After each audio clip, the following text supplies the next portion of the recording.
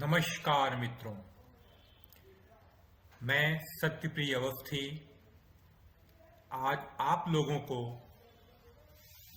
PPF extension के बारे में कुछ महत्वपूर्ण जानकारी देना चाहता हूं, क्योंकि पीपीएफ अकाउंट जिसे पब्लिक प्रोविडेंट फंड के नाम से जानते हैं, ये पोस्ट ऑफिस का बहुत ही अच्छा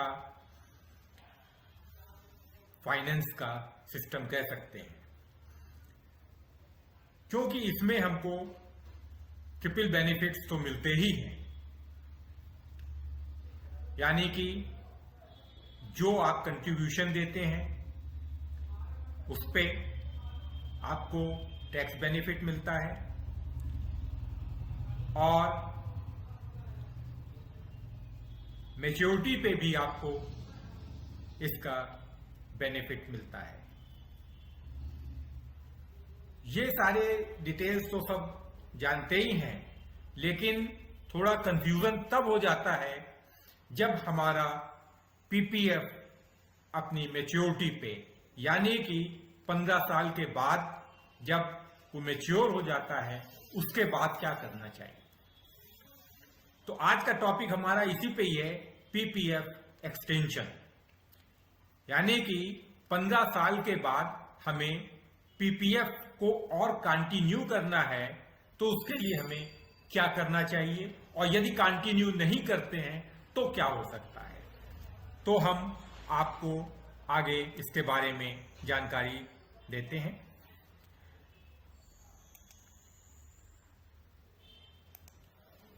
पीपीएफ अकाउंट एक्सटेंशन रूल्स क्या है, when and how to extend it with or without fresh contribution. After the completion of 15 years, the PPF account may still be extended. Here are the rules to be followed during the extension. Therefore, after the completion of 15 years, PPF rules allow the account to be extended in a block of 5 years. यानी कि 15 साल complete होने के बाद आप 5 साल के block में एक्सटेंड कर सकते हैं। During the extended period you may still make partial withdrawal and not necessarily make any contribution. So, before withdrawing on maturity, know the PPF rules that may be helpful to you after completing 15 years. One has two options. Either to extend the PPF account with fresh contribution, यानी कि आप अपना जो contribution अभी तक दे रहे थे उस कंट्रीब्यूशन को और कंटिन्यू रखना चाहते हैं तो आपके लिए उसके लिए एक प्रोविजन है, और extend the PPF account with no fresh contribution. और एक ऑप्शन ये है कि आप पीपीएफ अकाउंट एक्सटेंड तो करना चाहते हैं लेकिन कंट्रीब्यूशन अब नहीं करना चाहते। तो ये दोनों सिचुएशन में हमें क्या करना होगा, इसके लिए अब हम नेक्स्ट स्लाइड पे चलते हैं। PPF account extension with fresh contribution. The minimum contribution in PPF is ₹500. To continue a PPF account with fresh contribution, one must intimate the post office bank may submitting Form H. आपको contribution continue रखना है तो इसके लिए आपको कम से कम 500 रुपए deposit करने होंगे पोस्ट ऑफिस या बैंक में जहां भी आपका अकाउंट है, बाय सबमिटिंग फॉर्म H। ये बहुत ध्यान देने वाली बात है कि आपको फॉर्म H आपको वहां पे जमा करना होगा, क्योंकि आप कंट्रीब्यूशन दे रहे हैं, इसलिए ये बहुत जरूरी है। Without submitting this form, the deposits made into the account will be treated as irregular and no interest will be paid on the fresh contribution. अगर आप ऐसा नहीं करते हैं, 15 साल कंप्लीट होने के बाद फॉर्म H आप नहीं देते हैं या आप कोई एप्लीकेशन नहीं देते हैं एक्सटेंशन के लिए, तो क्या होगा कि जो आप फ्रेश कंट्रीब्यूशन आप दे रहे हैं उस कंट्रीब्यूशन पर आपको कोई इंटरेस्ट नहीं मिलेगा। ये ध्यान रखिएगा। अगर आपने, एक बार फिर समझ लीजिए, अगर आपने फॉर्म H, जो फॉर्म 4 के नाम से भी इस टाइम है, तो उसको नहीं जमा करते हैं, यानी कि आप पीपीएफ अकाउंट को एक्सटेंड करने के लिए कोई एप्लीकेशन नहीं देते हैं, तो जो भी आप कंट्रीब्यूशन देंगे उस पर आपको किसी भी प्रकार का कोई इंटरेस्ट नहीं मिलेगा। Without submitting this form, the deposit made into the account will be treated as irregular and no interest will be paid on the fresh contribution. Also, no tax benefit under Section 80C can be availed if the form is not submitted and yet contributions are made. However, note that Form H, now Form 4, need to be submitted at the time of each extension if fresh contributions are to be made. अगर आपको fresh contribution आपको continue रखना है तो आपको ये form H या form 4 को आपको सबमिट करना जरूरी है।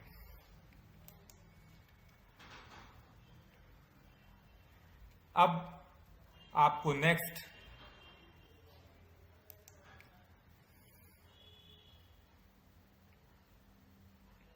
पार्शियल विड्रॉल, इस कंडीशन में पार्शियल विड्रॉल के क्या नियम होंगे? During the extended period one is allowed to withdraw a maximum of 60% of the balance at the start of each extended period. This partial withdrawal can be made anytime but only once during each year of the extended period. Here's a copy of Form C that can be used by SBI PPF account holders. यानी 60% जो आपका balance है उसका आप withdrawal कर सकते हैं। अगर हमारे इस वीडियो से आपको कुछ महत्वपूर्ण जानकारी मिल रही है और आपको ऐसा लगता है कि ये जानकारी आपके लिए फ्रूटफुल है, तो कृपया हमारे चैनल को सब्सक्राइब करें, लाइक करें, शेयर करें और बेल आइकॉन को प्रेस करें। अब हम आगे चलते हैं आपको नेक्स्ट स्लाइड के लिए। The PPF account extension with no fresh contribution, ये सेकेंड ऑप्शन है कि पीपीएफ अकाउंट आप एक्सटेंड कर रहे हैं लेकिन आपको फ्रेश कंट्रीब्यूशन नहीं देना है। तो इस कंडीशन के लिए क्या है?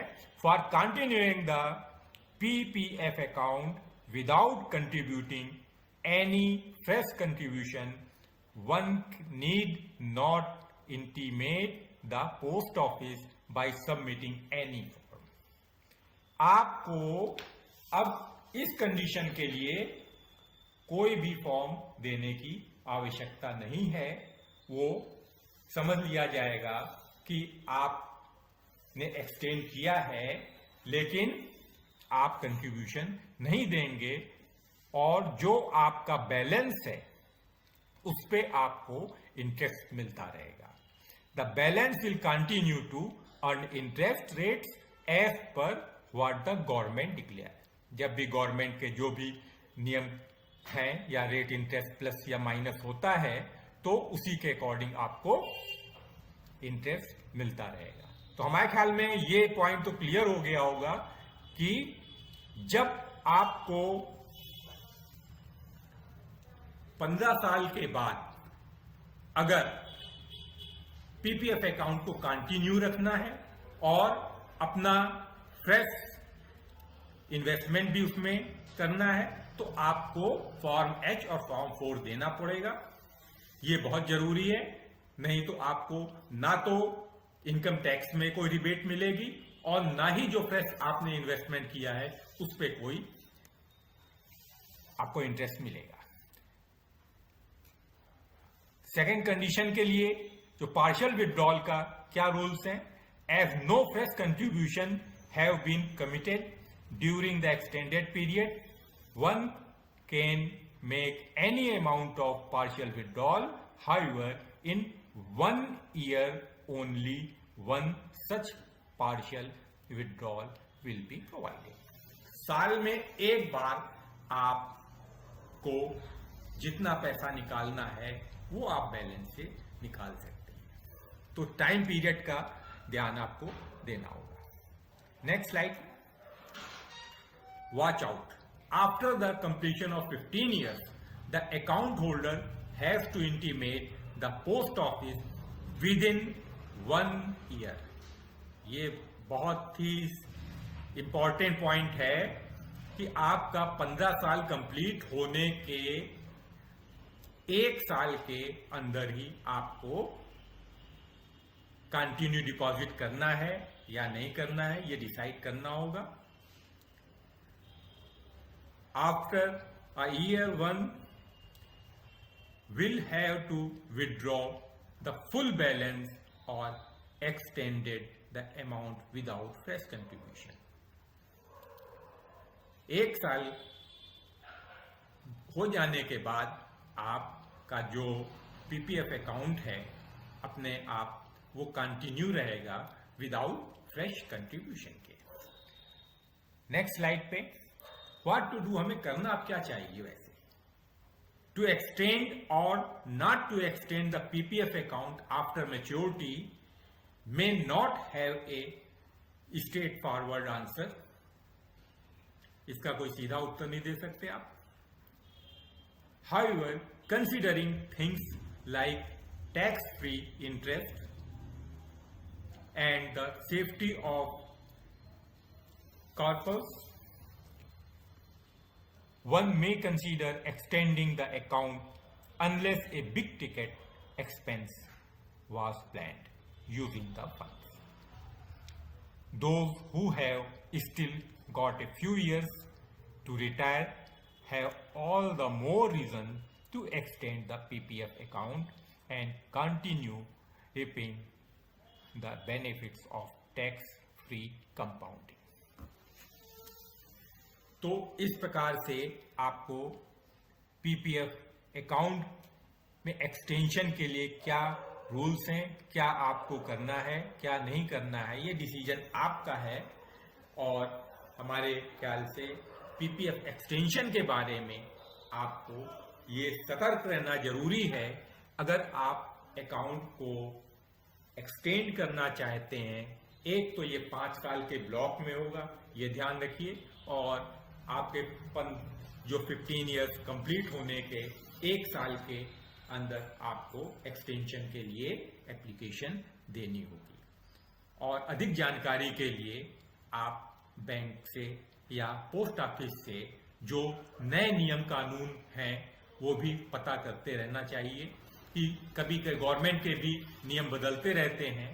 तो इसलिए ये जो वर्तमान में है इसके बारे में तो मैंने आपको बता दिया, लेकिन जो लोग बाद में भी इस वीडियो को देख रहे हैं वो इसके पोस्ट ऑफिस या जिन बैंक में पीपीएफ अकाउंट खुलते हैं उनसे वहां जाके ब्रांच में आप संपर्क कर सकते हैं। आशा नहीं, पूर्ण विश्वास है हमारे इस वीडियो से आपके पीपीएफ एक्सटेंशन के बारे में जो भी दुविधा थी वो उसका समाधान अवश्य हुआ होगा। और हम आपसे विनम्र निवेदन करते हैं कि अगर हमारे द्वारा दी गई जानकारी से आपको कुछ लाभ हो रहा है तो कृपया हमारे चैनल को लाइक करें, सब्सक्राइब करें और बेल आइकन को प्रेस करें कि जब भी हम फाइनेंस से रिलेटेड, शेयर मार्केट से रिलेटेड कोई भी वीडियो बनाएं तो आपके पास वो पहुंच जाए। बहुत बहुत धन्यवाद के साथ ही इस वीडियो को यहीं पर हम वाइंड अप करते हैं।